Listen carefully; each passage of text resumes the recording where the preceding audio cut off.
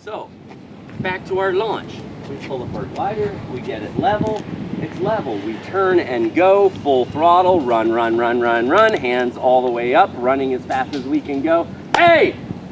Hey, Barb Ring! Yeah, that was my breakfast. These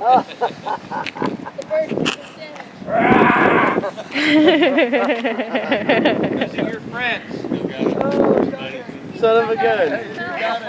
Got it. What kind of friends you got? He's eating your sandwich now. I'm gonna chase his butt down later. Try and direct him towards the prop.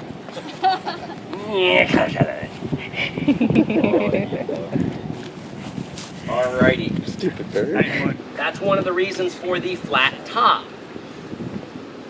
Because where your brake toggle goes is top left or top right. Usually the top towards the torque steer. So I put the two upright tubes right in that area. By having the flat top, I increase the gap right here by about 2 to 3 inches while keeping the overall size as small as possible. So the flat top is actually shorter than a walker jet, so you can slide it in the back of a truck with a cab on. But I've got a whole bunch more clearance right here, and you've got a huge chunk, minimum of 6 inches between the prop and netting, where the walker jet only had like 1.5 inches between the prop and the netting. So we've got a huge gap here. So if your brake toggle kind of gets back here, there's only 2-inch holes here, so you can only get 3 fingers through the netting. And even if you try and touch the prop, it's clear back there. Same with the hoop. If you stick your hand on the hoop, prop's clear back here. Don't ever stick your hand on the cage or on the cage. That should scare the crap out of you. If you see someone grab your cage, give them a good scolding. They should never ever be putting their hand on the cage. Even if the motor's not running, it should scare you to put your hand back here. Because there are electric start units, and if somebody bumps that electric start while you're grabbing the unit, so be very careful of the prop. But your brake toggle, you've got a lot more protection than any other paramotor on the market, because we've got the biggest gap, we've got the stiffest cage, so if you push these together, you will literally snap that prop off before you can connect these two together.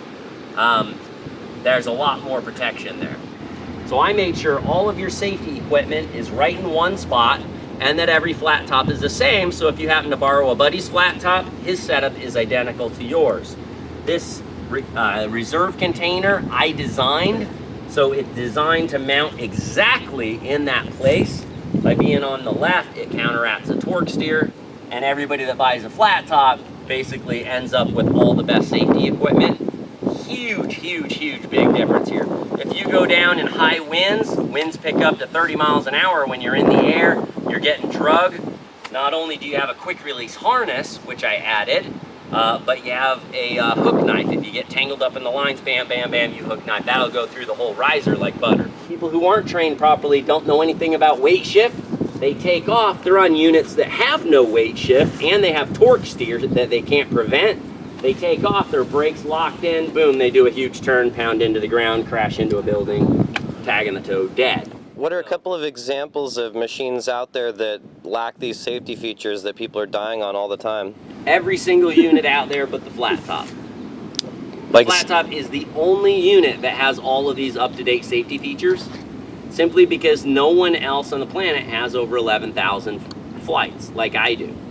I mean, if you haven't had your brake toggle go in the prop twice, they don't know. They just don't have that built-in fear. I've been down in a 40-mile-an-hour gust front. I know why I'm supposed to have these things. I've been down in water twice. That's why this quick release harness is here.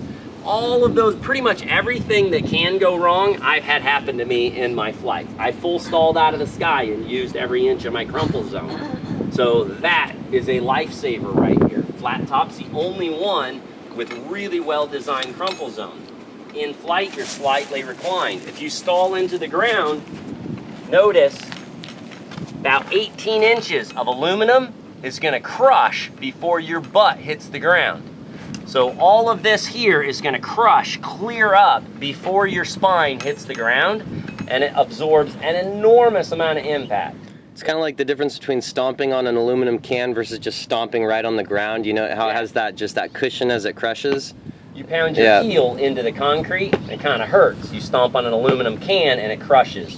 When I full stalled out of the sky on a 19 square meter acro glider, it felt like landing on a 3-foot tall Red Bull can, and it just went and no impact. I got up and walked away, not a scratch on me. It's the coolest thing ever. But huge, all sorts of experiences. When I threw a reserve in a 40-mile-an-hour gust front, boom, I hit over 50 miles an hour, used every inch of crumple zone, not a scratch on me. That's why I'm here today. If I didn't have this crumple zone, I would be dead 3 times over. So the reason nobody else has 11,000 flights is everybody else died at 3,000. So if you want to get 3001, you better have a flat top. And it sounds funny, but I kid you not. Cool thing about flat top, nobody has ever died on a flat top. So your odds are you should get up and walk away from it when you have your oopsie, because we have every safety design built in. Nobody's ever chopped their hands off with a flat top. Happens all the time on other units. So lots of different safety features went into that paramotor. I actually had a flat top fall off the back of the truck while running and land on top of me. I was like, yeah, that's why I designed that Kevlar netting. So that Kevlar netting has saved my butt, because I fly more than anyone else in the world. So primarily the flat top is built for me, and I made a few extras so you can get one too. So literally that's who the flat top is designed for. It's designed for me. That's why we have a seat board that costs $4,000 a sheet. $2,000 a sheet. 4x8 sheet of this stuff is $2,000. It's freaking expensive. But to me, the £1.50 savings is worth it. This harness is made of Spectra cloth. This harness weighs 2 pounds. All the nylon harnesses weigh a bare minimum of 6 to 10 pounds. Huge weight factors. I built this thing for me, and I want the best and coolest stuff on it, and I'm a major weight weenie. Check out the new carabiners.